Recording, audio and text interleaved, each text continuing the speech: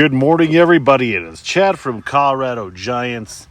Going to be a quicker video today. It's, what is it? It's Wednesday, April the 23rd. Yes, is it Wednesday? It is Wednesday. And I'm in the greenhouse in a hot hut getting ready to plant some plants. Let me go find a tripod and we'll talk about how to plant your plants inside your patch.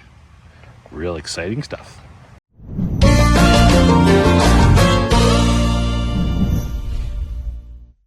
Okie dokie. So here we go. It is time to plant these seedlings inside the hot huts. I'm leaving for Texas. Today's what? Wednesday, Thursday, Friday. So I want to babysit them for a day or two.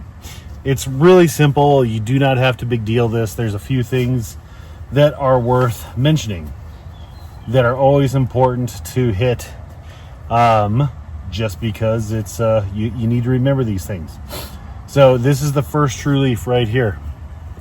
So that means the vine will want to go the opposite of the first true leaf. So if this is the first true leaf right here pointing this direction towards me, it's going to want to go this direction.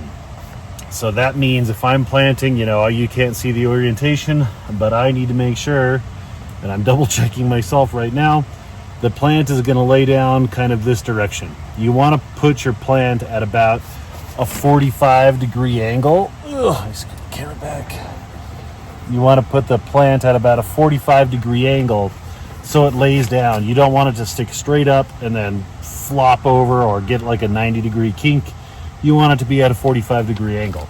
You're asking yourself right now, but Chad, that leaf is on the ground and it's laying on the ground and it's going to want to run over itself. Yes, unfortunately, that is true. And it's just kind of something you have to get over. It's a part of it. Here, probably when I get back from my trip, I will trim that leaf off and you'll be off the races. There'll be 100 leaves. You're going to lose one right off the get-go. Is it a bummer? Sure. But hey, it'll grow more. So what we're going to do is put down a few things into this planting hole and then onto the root ball itself. So I have some Wallace mycorrhiza that goes into the hole. That establishes a better bond with the beneficial bacteria and fungi in the soil to help nutrient uptake and all that stuff. This is Root Shield, a little bag that I got from a local buddy. That helps keep the plant healthy, keeps diseases away. And this is Versity from Extreme Gardening that I purchased from Ron Wallace as well. And then I'm going to do this also in the second hole because I'm double planting. And I'm going, I am going very heavy on these recommended dosages. While I don't know them off the top of my head, are probably just, fractions of what I'm actually doing. But this is beneficial biology, so you can't I don't know, I'm not going to say you can't overdo it, but the chances of you really overdoing it are low. So let her rip. Less is more in this instance. So this is a 1783. Be very careful when you take them out of the pots. You don't want to drop it, damage it in any way. So this is about perfect. I'm not sure, hopefully you can kind of see the roots, but there's lots of roots in here, but we're don't have so many roots, that is to say that it's totally bound up on itself. It's not like circling the pot. Woo, lots of root shield.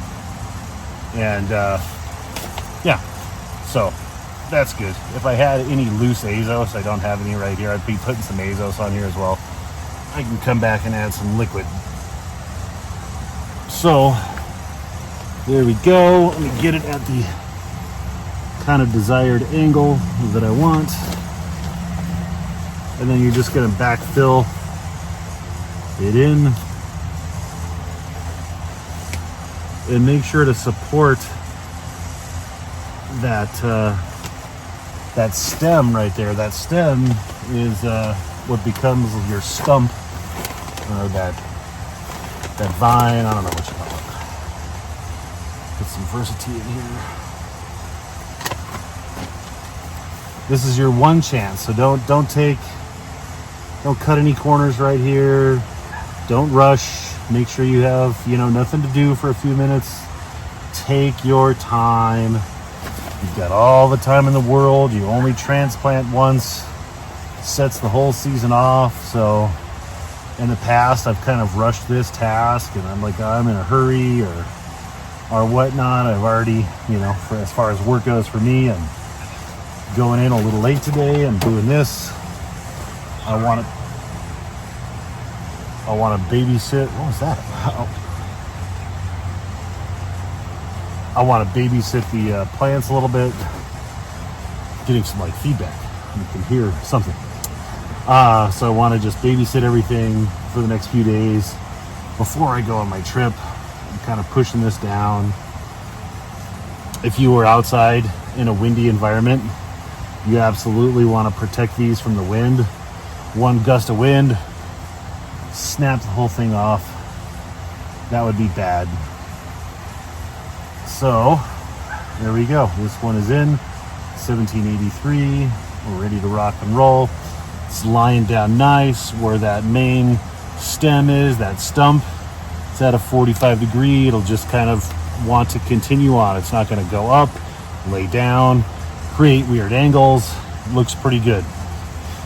And I've pushed this down a little bit. I will make a little bit of a moat to kind of retain a little bit of water, but this is not on a giant pumpkin mound, like kind of an old school train of thought. This is just a little, maybe a little mound, a little bump with a trench around it, but nothing significant. And then put your plant tag back so you know what genetics those are, just in case you forget.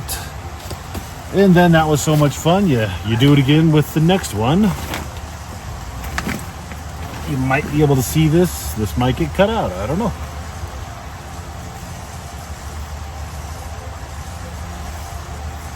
But the reason you plant two, in my opinion, most people do double plant because you get a chance to inspect the plant,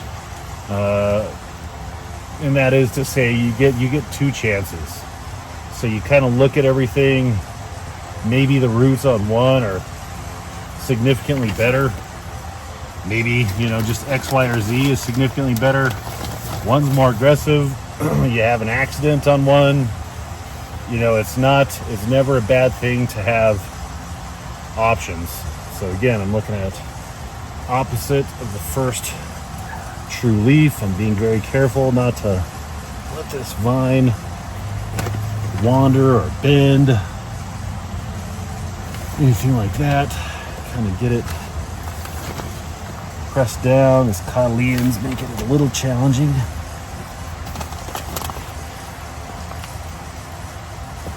Diversity.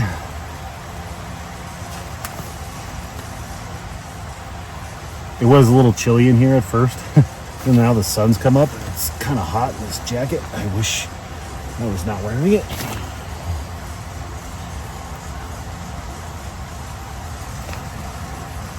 So there you go. So yeah, double planting. Maybe you have something happen to one of them. Maybe you have a double vine. Maybe. Whatever. In my opinion, it's just better to give yourself two chances just in case something happens. I really don't think there's any downside to double planting. Nothing really that I can think of. So there we go, 2 1783s planted, ready to go. And then I will make the determination usually once these reach about 6 feet long or thereabouts, before they really start getting in one another's way. That's when I pick one. I'll rip out the other one, and it goes into the trash can, and the others, the one that remains, is obviously the winner. So that's how I plant my plants. I'm just packing in this main vine a little bit better. I don't want it to wiggle.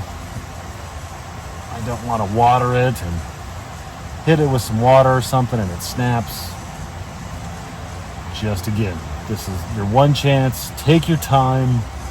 You are in no rush. So let's flip you around. And there it is.